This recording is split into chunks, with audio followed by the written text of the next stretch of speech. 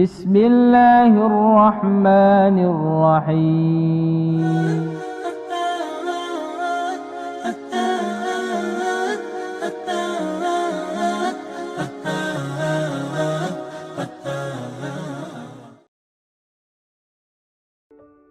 Adalah dia memurnikan ibadah hanya untuk Allah Subhanahu wa taala, tidak dia kotori ibadah dengan apapun itu makhluk dunia.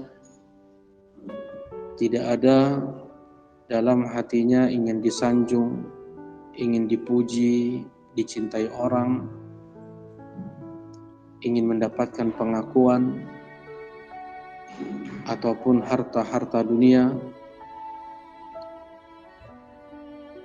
Ikhlas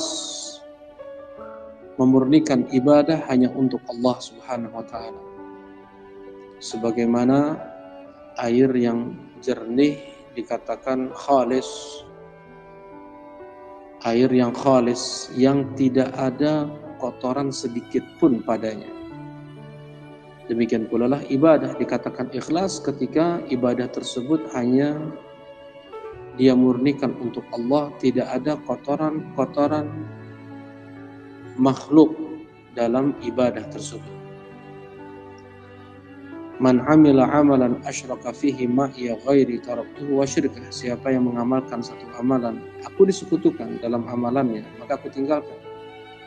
Allah tidak menerima amal yang di sana ada sedikit pun kotoran riya atau sum'ah.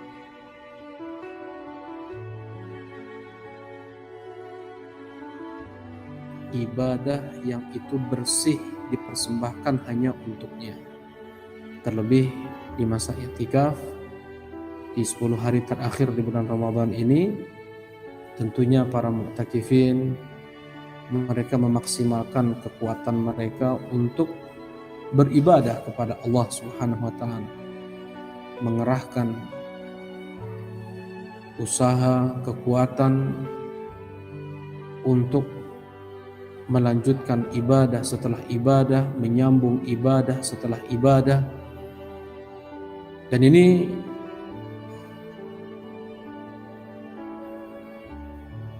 adalah amalan yang tidak dilakukan di lain hari selain 10 hari terakhir di bulan Ramadan. Bahkan seorang mu'takif dia memutuskan hubungan dengan makhluk, dengan keluarganya, dengan pekerjaannya, dengan hal-hal yang dia cintai di dunia ini. Dia hanya sibukkan dirinya dengan Allah. Dia hanya penuhi hatinya dengan Allah Subhanahu wa taala. Ibadah demi ibadah, setiap detik yang dilakukan oleh seorang al-mu'takif. Ketika ibadah tersebut terkotori dengan riya, dengan sum'ah, maka pupus dan gugurlah itu semua. Tidak ada balasan pahala dari Allah Subhanahu wa taala, yang ada hanyalah dosa. Seperti hadis yang datang dari Rasulullah sallallahu alaihi wasallam yang dihasankan oleh Asy-Syaikh Al-Albani rahimahullahu taala, aktsar munafiqi ummati qurra'uha. Munafik terbanyak umatku adalah mereka qurra'nya, yang membaca Al-Qur'annya. Karena sangat rentan mereka yang membaca Al-Qur'an untuk sum'ah, terkotori ibadahnya dengan sum'ah, ingin didengar, ingin dikatakan qari, ingin dikatakan hafil, ingin dikatakan mujawwid, ingin dikatakan baik dalam membaca Al-Quran. Dan itu semua masuk pada kategori nifaq.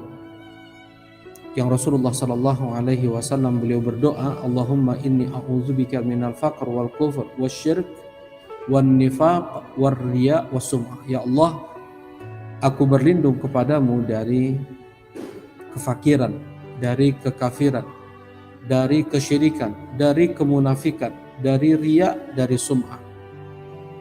Allah Subhanahu wa taala yang memberikan keikhlasan kepada seseorang, karena itu memohon betullah kepada Allah Subhanahu wa taala agar diberi karunia al-ikhlas dalam ibadahnya. Yang ikhlas sebagaimana tadi disampaikan syarat diterimanya amal selain al-mutaba'ah, mengikuti tuntunan Nabi sallallahu alaihi wasallam. Dan syaitan, iblis sekalipun, dia menyerah untuk menghasut, untuk menggoda al-mukhlisin, orang-orang yang ikhlas dalam ibadah. Sebagaimana ucapannya di hadapan Allah Subhanahu wa taala, la ughwiyannahum ajma'in illa ibadaka minhumul mukhlasin. Aku akan sesatkan seluruh hamba-hambamu kecuali yang engkau beri keikhlasan. Karena itu ada sebagian ulama berkata kepada dirinya, ya nafs ikhlisi tatakhallasi. Wahai jiwa, ikhlaslah engkau, maka engkau pun akan terhindar dari godaan, dari hasutan-hasutan syaitan. Dan memang ikhlas adalah hal yang sangat berat dilakukan, tidak hanya oleh seorang muslim biasa. Mereka para ulama mengatakan takhlisun niyat 'alal ummal asyad 'alaihim min jami'il a'mal. Mengikhlaskan niat dalam beramal adalah yang paling berat bagi setiap amalan. Berkata sebagian ulama, al-mukhlis may yaktum hasanatihi kama yaktum sayyiatihi. Seseorang yang ikhlas itu adalah dia yang menutup amal ibadahnya sebagaimana dia menyembunyikan dosa-dosanya. Nah, dan berkata seorang alim as-Susi, seseorang yang dia merasa sudah ikhlas, maka perlu diperbaiki keikhlasannya. Karena orang yang merasa sudah ikhlas, maka dia belum ikhlas. Seseorang yang sudah menganggap dirinya telah ikhlas, maka dia belum ikhlas. Ucapan para ulama yang lain, ikhlasu sa'atin najatul abad. Ikhlas sesaat saja bisa membuat seseorang selamat untuk selama-lamanya. Walakin al-ikhlas aziz, tetapi sayangnya ikhlas itu sulit. Dan sebagian ulama lain mengatakan, andaikan aku tahu Allah Subhanahu wa taala menerima satu kali sujudku, maka aku berharap di saat itu pula aku mati. Karena tidaklah Allah menerima amal kecuali dari orang yang bertakwa. Innama yataqabbalullahu minal muttaqin. Sesungguhnya Allah menerima amal hanya dari orang yang bertakwa saja. Ya, orang yang bertakwa, mereka yang dapat mengikhlaskan ibadah hanya untuk Allah Subhanahu wa taala. Satu, ibadah ada berita kepastian diterima oleh Allah Subhanahu wa taala, berharap mereka mati pada saat itu juga. Ya, maka Allah telah mengangkatnya atau memasukkannya dalam golongan orang-orang yang bertakwa, yang ikhlas dalam beramal dan sesuai dengan tuntunan Nabi SAW.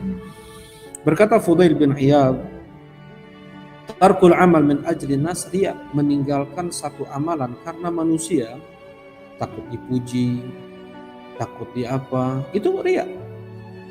Wal amalu min ajli nas syirkun, dan beramal untuk manusia itu adalah syirik.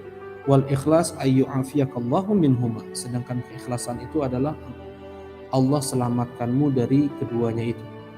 Ya.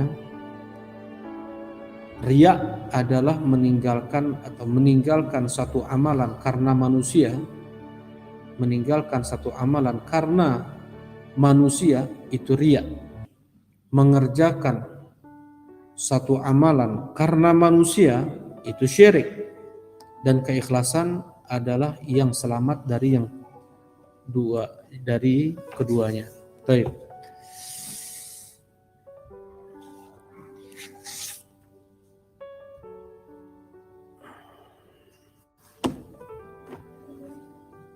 Minta hidayah yang paling puncaknya adalah al-ikhlas. Ihdinas siratal mustaqim. Ketika kita berdoa kepada Allah minta hidayah, yang paling puncak dari hidayah yang kita minta adalah keikhlasan dalam ibadah. Allah teguhkan hati untuk beribadah hanya untuk Allah Subhanahu wa taala, mempersembahkan ibadah hanya untuk Allah Subhanahu wa taala. Tidak ada sedikit pun wajah makhluk. Nah,